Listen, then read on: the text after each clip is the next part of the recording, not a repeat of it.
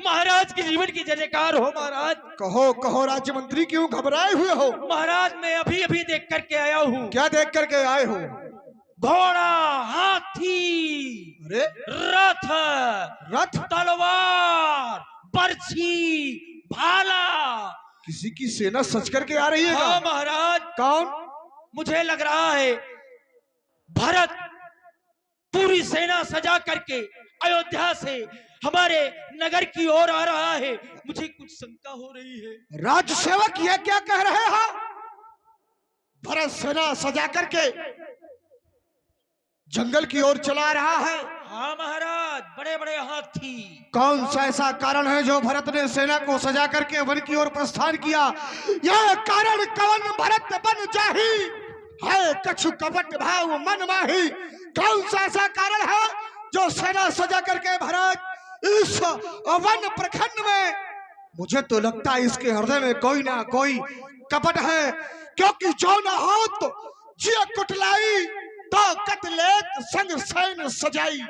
मुझे लगता है इसके मन में इसकी माता के समान कुटिलता उत्पन्न हो गई। सोचता है सानुज जाहे राम हमारी, करहु अकंटक राज विचारी। सोचता है कि मैं समस्त सेना को ले जा करके और राम को वन में आक्रमण करके उसको मार डालूंगा और निष्कंटक उस अयोध्या का राजा बन जाऊंगा। यदि ऐसा है भरत, तुमने यदि अपने मन में ऐसा सोचा है तो निषाद अपने जीते जी अपने मित्र के साथ ऐसा नहीं होगा। सन्मुख लाए भरत संग लेहु, जियत न सुरसर उतरन देहु। सामने जाकर के मैं भारत से युद्ध लूंगा और जब तक मेरे शरीर में रक्त और रक्त में प्राण रहेंगे यह निषाद अपने इस गंगा के पार नहीं होने दूंगा। महाराज नाव को बंधवा दो। सुनो, हाउ सजो हाउ रोकल घाटा, सभी इकट्ठे होकर के सावधान हो जाओ। सावधान हो जाओ। सभी नाव गंगा के उस पार लगा दो, सभी घाटों को रोक दिया जाए। किसी भी हाल में नाव को किसी भी बंधवा दिया प्रकार जाए। भारत गंगा के पार नहीं होना चाहिए। जैसी आज्ञा महाराज, यही होगा। और सारी सेना को तैयार करो, हम उस भरत का रास्ता रोकने के लिए जाएंगे और उस भरत को गंगा के पार भी नहीं आने देंगे। मारते मारते चाहे स्वयं मर जाए, परंतु भरत की शिक्षा की पूर्ति नहीं होने देंगे। चलो हमारे साथ। मूर्ख कहीं के, हम अपने कार्य की पूर्ति के लिए आगे बढ़ रहे थे। मित्र के कार्य के लिए हमने जैसे ही अपने कदम आगे बढ़ाए कि तुमने छींक दिया। महाराज, मुझे लग रहा है आप जो कह रहे हैं ये कहीं आप अनुचित तो नहीं करने के लिए जा रहे हैं? क्यों? क्योंकि महाराज बाईं और छींक होना अस्कुन होता है। ऐसा है? हाँ।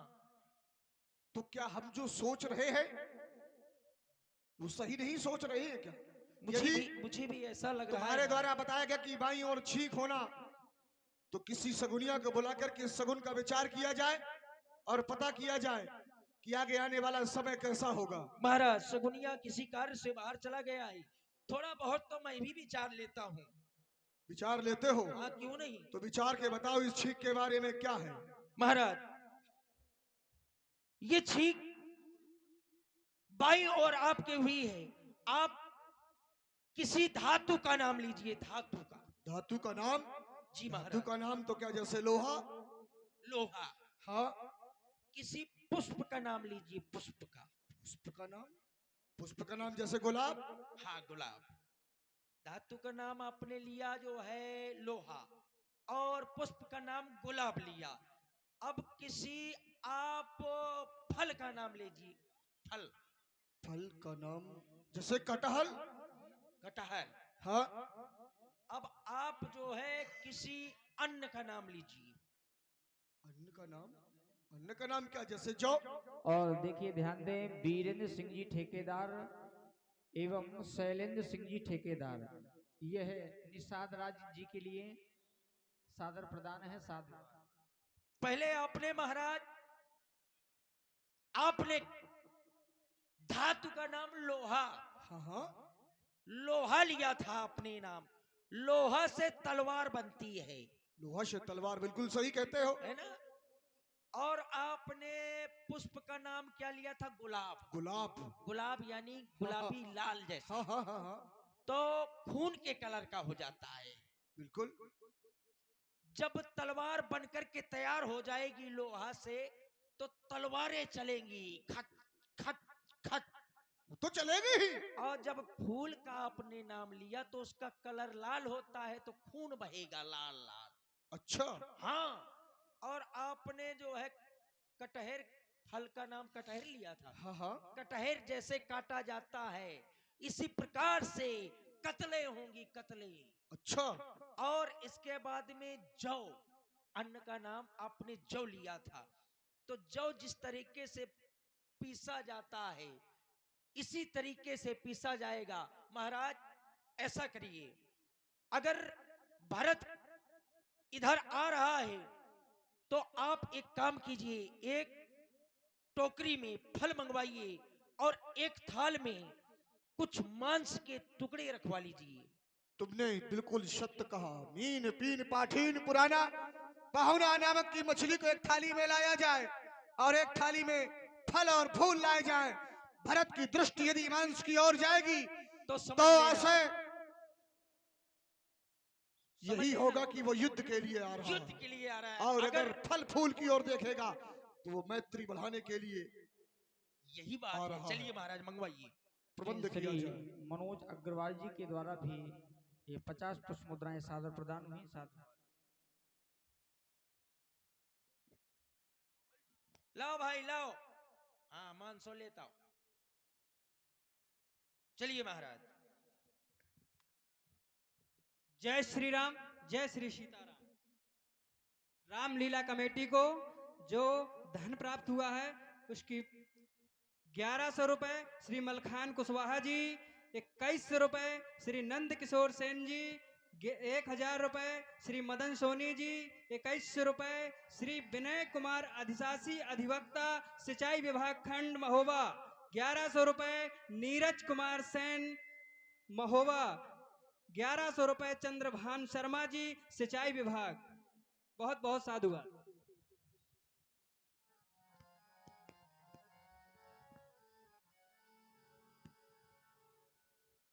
चले निषाद जुहारी जुहारी, सूर्य सकल रुचि हाँ, हमारे मुन्ना लाल बांदा मेरे राम पद पंकज पनहि। 10 रुपए प्रदान कर रहे हैं प्रभु श्री राम जी के लिए, धन्यवाद।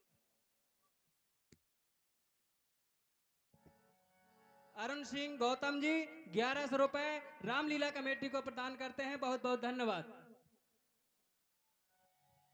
भरत कीन यह उचित वो पाबु, रीनो रिपुनर रंच न राखब काबू।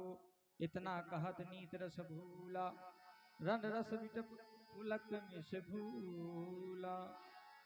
अनुचित नाथ हे नाथ, मन में नाना प्रकार के विचार आए, उचित अनुचित का भान नहीं रहा। क्षमा चाहता हूं और मैं आने का कारण जानना चाहता हूं।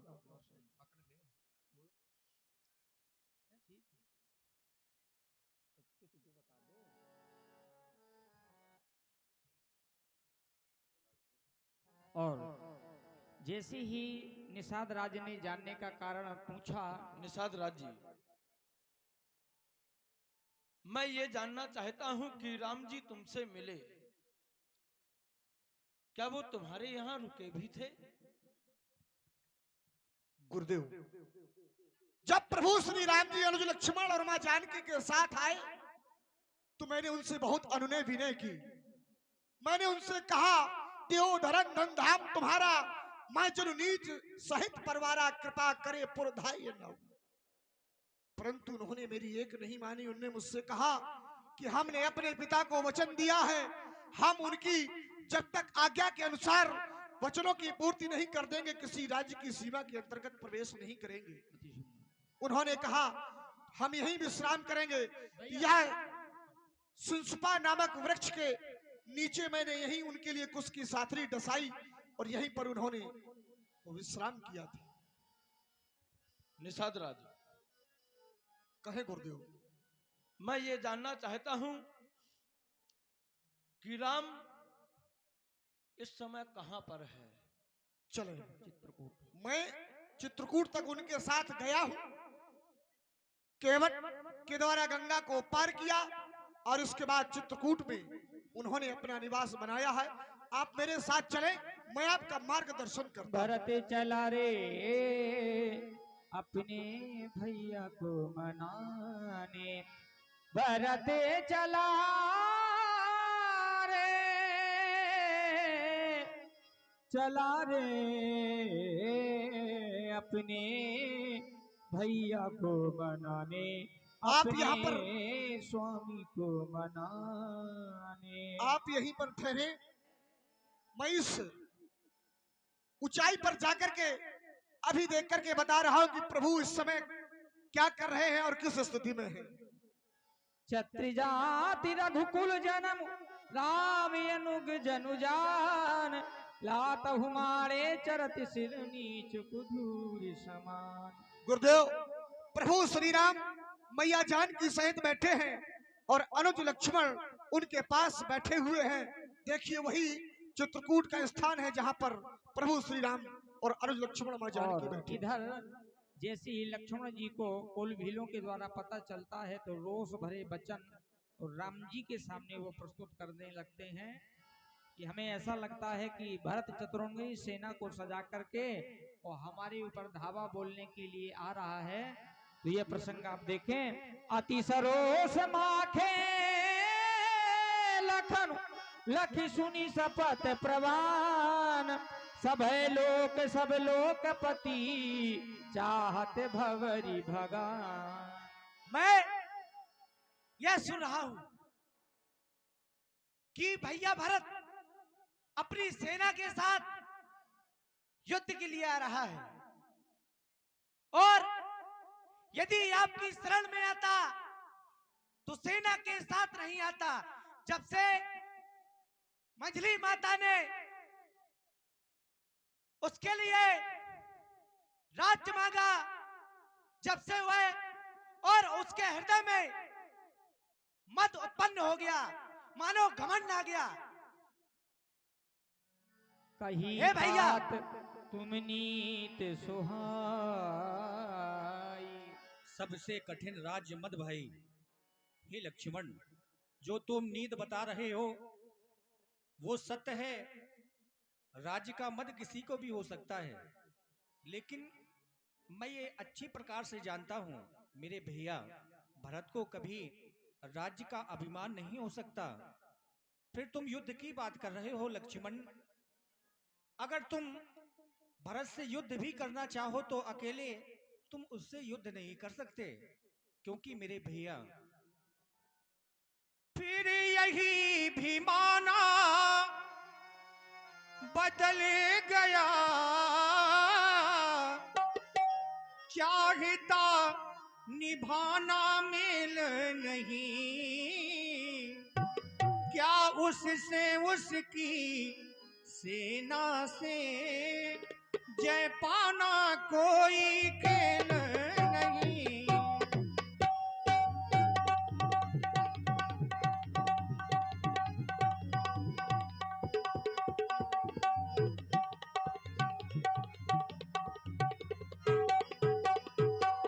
तुम इकले एक धनुष तुम पर कभी तक सन्मुख अड़ सकते हो।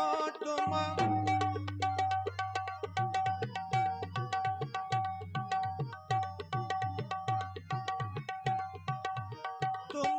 इकले एक धनुष तुम पर कभी तक सन्मुख अड़ सकते हो। इतने दल वाले राजा से, इतने दल वाले राजा से कैसे रण में लड़ सकते हो, इतने दल वाले।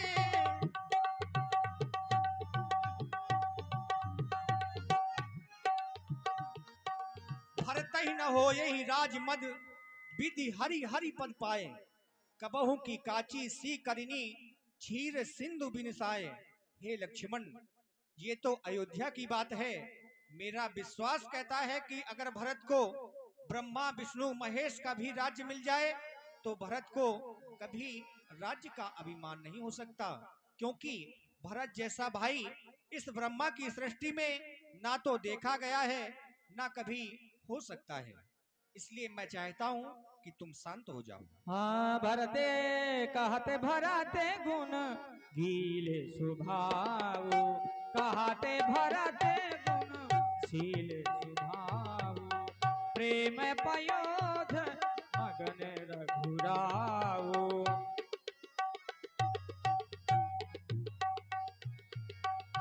हाँ शील स्वभाव।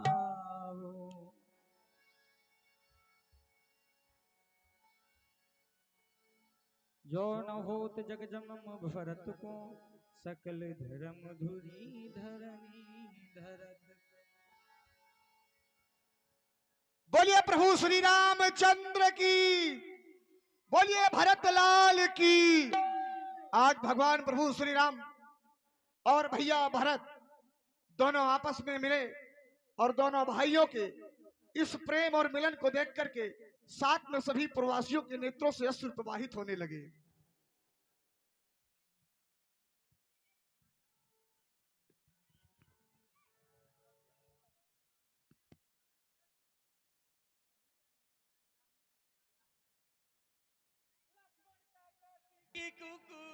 मिलनी बिलो की भरत रघुवर की, सुरगुन सभे